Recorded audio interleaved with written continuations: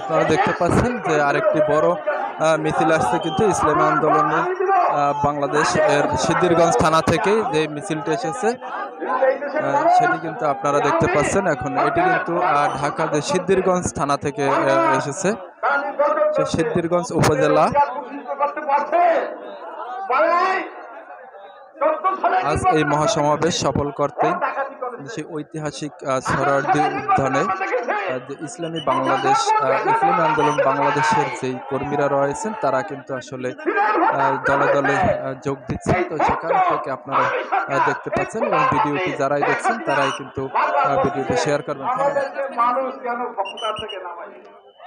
আমাদের প্রত্যেকটা কেন আমরা তো ভোটের অধিকার প্রতিষ্ঠিত করেছি। এইরকম মিথ্যা একটা প্রধানমন্ত্রী হতে পারে না।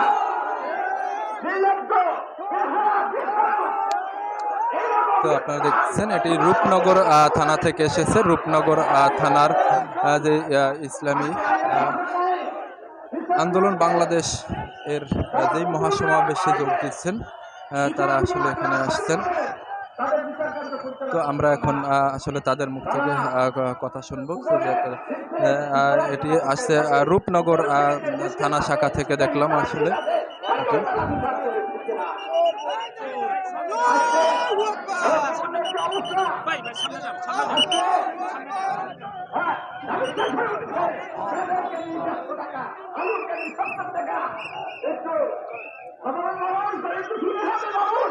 তো আপনারা দেখছেন যে দলে দলে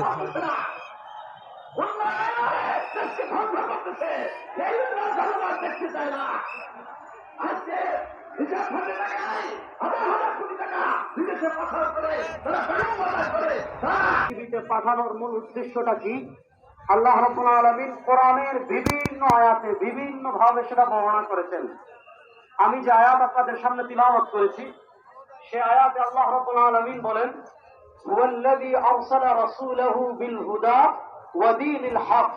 আল্লাহ রাব্বুল আলামিন যিনি তার রাসূলকে পৃথিবীতে পাঠিয়েছেন, যিনি মুহাম্মদুর রাসূলুল্লাহ সাল্লাল্লাহু আলাইহি ওয়াসাল্লামকে পৃথিবীতে পাঠিয়েছেন দুইটা জিনিস দিয়ে।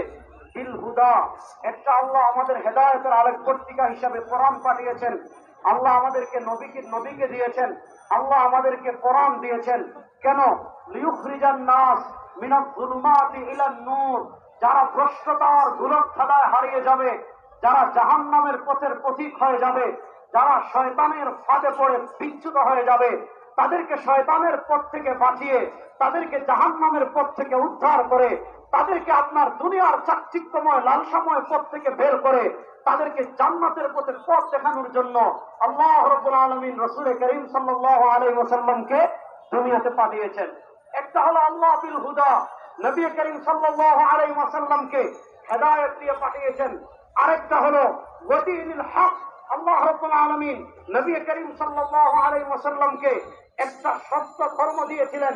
হযরত ঈসা